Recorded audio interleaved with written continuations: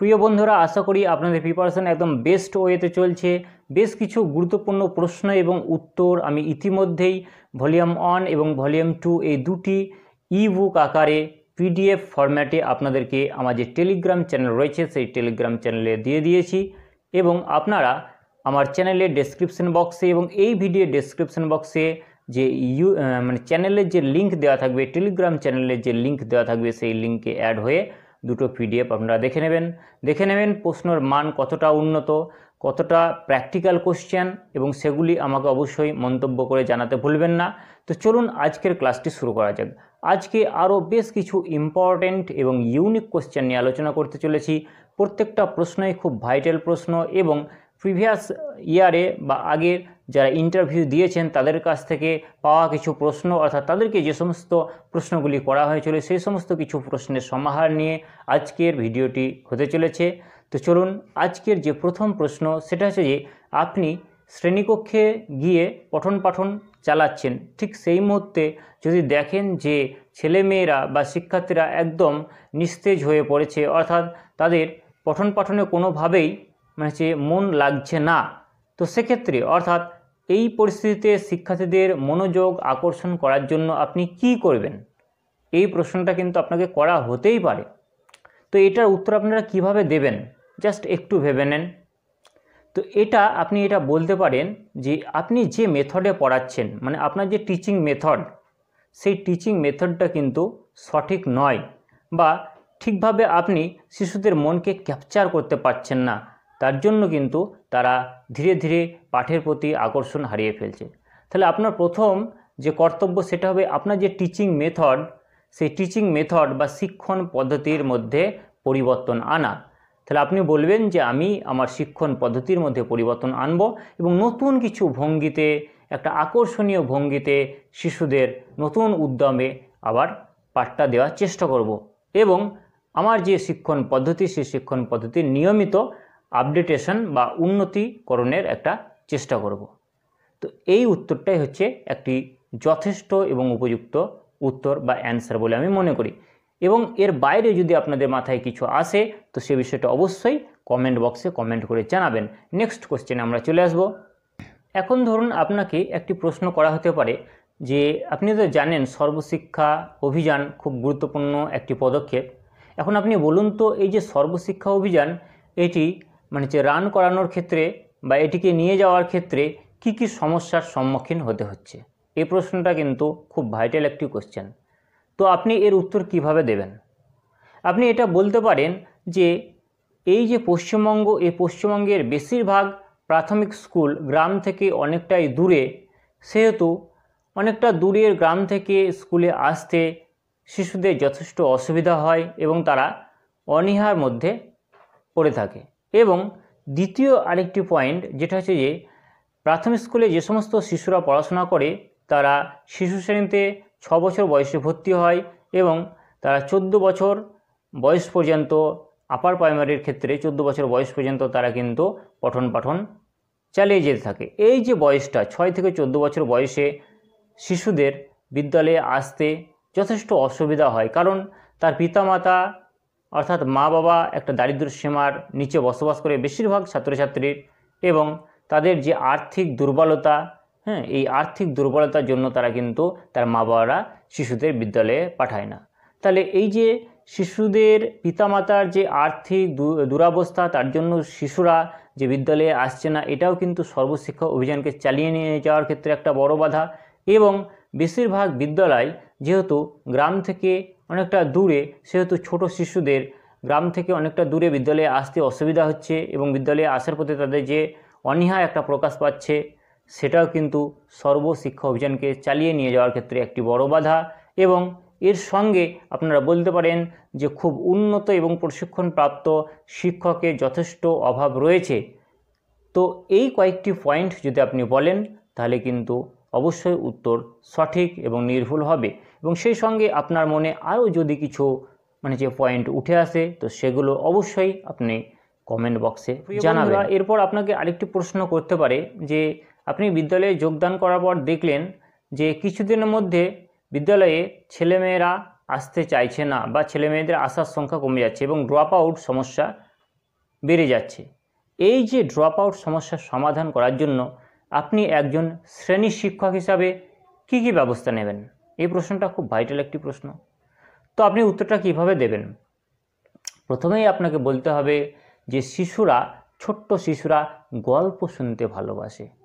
তাই প্রতিদিন পাঠের মাঝে মাঝে শিশুদের যদি বিভিন্ন ধরনের নীতিশিক্ষামূলক গল্প দেওয়া হয় বা গল্প বলা হয়, তাহলে খুব সহজেই তারা পাঠের প্রতি আকৃষ্ট হয়ে যাবে এবং গল্পের ছলে তারা বহু কিছু জিনিস শিখে নেবে। এবং এই গল্প শোনার টানে কিন্তু অনেক ছেলে মেয়ে বিদ্যালয়ে আসতে চাইবে। এবং আরেকটি ব্যাপার হচ্ছে যে শিশুরা কিন্তু খেলতে ভালোবাসে। তাই বিভিন্ন রকম টিএলএম যেগুলো রয়েছে সেগুলো এমনভাবে তৈরি করতে হবে যাতে তারা সেই টিএলএমগুলোকে নিয়ে খেলতে খেলতে বহু জিনিস শিখে যায় এবং খেলার মধ্যে যে একটা অনাবিল আনন্দ রয়েছে সেই অনাবিল আনন্দটা পাওয়ার জন্য শিশুরা বিদ্যালয়মুখী হবে। এবং আপনাদের জানিয়ে রাখি, আপনারা যেহেতু শিক্ষক বা শিক্ষিকা হবেন, আপনাদেরকে উন্নত কিছু টিএলএম তৈরি করতে হবে নিজেদেরকে। এবং বিদ্যালয়ে কিছু টিএলএম থাকে, সে সমস্ত উপযুক্ত টিএলএম সহযোগে আপনারা যদি পাঠদান করেন তাহলে পাঠদান অনেক বেশি চিত্তাকর্ষক, হৃদয়গাহী এবং মনোযোগী হবে এবং শিশুদেরকে একদম আকৃষ্ট করে রাখবে। এবং এই যে আনন্দ শিশুরা পাবে জীবনমুখী শিক্ষার মাধ্যমে, খেলার ছলে শিক্ষার মাধ্যমে, গল্প শোনার মাধ্যমে, যে একটা অনাবিল আনন্দ এই যে পরিবেশের মধ্যে পাবে, খুব সুন্দর যে একটা উৎসাহ ব্যঞ্জক এবং প্রাণবন্ত পরিবেশ আপনি শ্রেণীকক্ষের মধ্যে গড়ে তুলবেন, সেই পরিবেশে শিশুরা নিয়মিত আসতে চাইবে এবং এইভাবেই কিন্তু ড্রপ আউট সমস্যার সমাধান হতে পারে। তো বন্ধুরা, এরপরে আরেকটি খুব গুরুত্বপূর্ণ প্রশ্ন ইন্টারভিউয়ে আপনাকে করতে পারে। তো আপনি যে বললেন যে শিশুরা খেলতে ভালোবাসে, তাহলে এই খেলা, শিশুদের কাছে খেলা এর অর্থ কী বা খেলা মানে আপনি কি বোঝেন? তো আপনাকে কি বলতে হবে? আপনাকে ঠিক উত্তরটা এভাবে ঘুরিয়ে দিতে হবে যে বিদ্যালয়ের যে সমস্ত নিয়মকানুন রয়েছে সেই নিয়মকানুনের বেড়াজালটাকে যদি একটু শিথিল করা হয় এবং বিদ্যালয় পরিবেশটাকে যদি একটু সহজ সরল খোলা মনের করা হয়, তাহলে শিশুরা তাদের নিজের ইচ্ছায় খোলা মনে বন্ধু বান্ধবদের সঙ্গে বিভিন্ন ধরনের কাজ করে এবং সেটা তাদের নিজের খুশিতে, মনের খুশিতে করে। এই যে শিশুরা বিদ্যালয়ের মুক্ত পরিবেশের মধ্যে, একটা স্বাধীন পরিবেশের মধ্যে নিজেদের চেষ্টায়, প্রাণের মানে সে আনন্দে যে কাজটি করছে সেটাই হলো তাদের কাছে খেলা। এবং এরপরে আপনাকে আরেকটি খুব ভাইটাল প্রশ্ন করতে পারে, এই যে খেলার ছলে শিক্ষা, এই খেলার ছলে শিক্ষা কথাটি কোন মনোবিদ প্রথম ব্যবহার করেছিলেন? খুব ভাইটাল একটি কোশ্চেন। তো এটার উত্তর হচ্ছে কোল্ডওয়েল কুক। এই কোল্ডওয়েল কুক নামে একজন বিখ্যাত মনোবিদ এই খেলার ছলে শিক্ষা কথাটি প্রথম ব্যবহার করেছিলেন।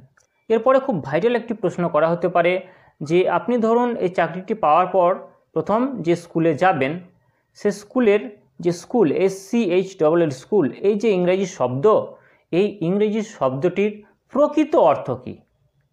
তো আপনি একটু ঘাবড়ে যেতে পারেন। আপনি বলতে পারেন যে স্কুল এর মানে হলো বিদ্যালয়, কিন্তু না, সেটা যথেষ্ট এবং উপযুক্ত উত্তর নয়। আপনাকে ধরেছে স্কুল, SCHLL স্কুল, এই যে ইংরেজি যে টার্ম বা ইংরেজি যে ওয়ার্ড, তার প্রকৃত অর্থ কী?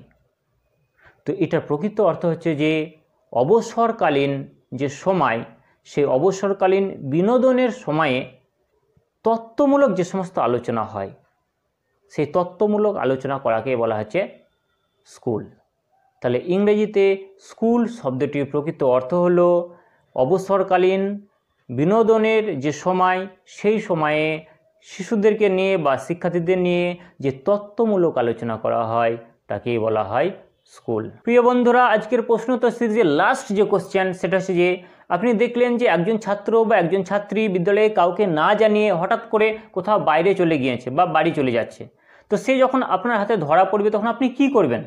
আপনি কি তাকে বেদম পেটাবেন? অবশ্যই নয়, কারণ শিক্ষার অধিকার আইনে ছাত্র বা ছাত্রীদের শাস্তিদান সম্পূর্ণভাবে নিষিদ্ধ করা রয়েছে।